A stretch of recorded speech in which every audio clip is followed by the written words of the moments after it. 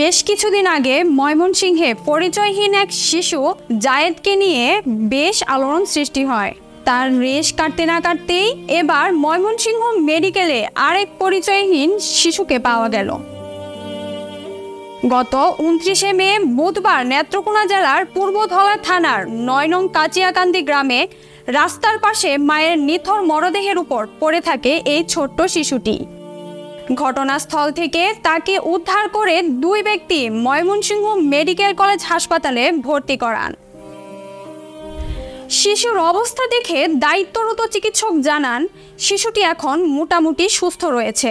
আমরা সার্বক্ষণিক তদারকি করছি, কিন্তু তার আত্মীয় স্বজন না থাকার ফলে সার্বক্ষণিক সেবা দেওয়া আমাদের পক্ষে সম্ভব হচ্ছে না। এখন তো সুস্থতা বলা যায় না, হ্যাঁ, কারণ এখন যেহেতু তার মাথার সমস্যা, খিচুনি ওষুধ চলতেছে, অ্যান্টিবায়োটিক চলতেছে, এটা দেখা যায় চলতে থাক।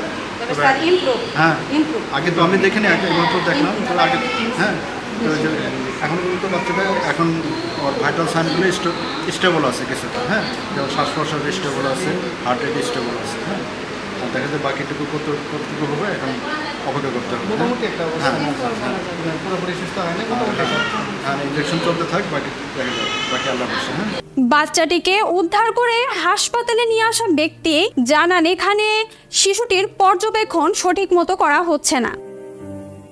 এমন অভিযোগে নিয়ে ক্ষোভ প্রকাশ করেন তিনি।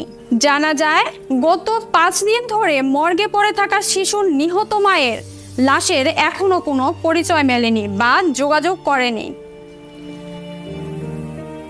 লিপিকা আফরোজ, দৈনিক সকালের দুনিয়া।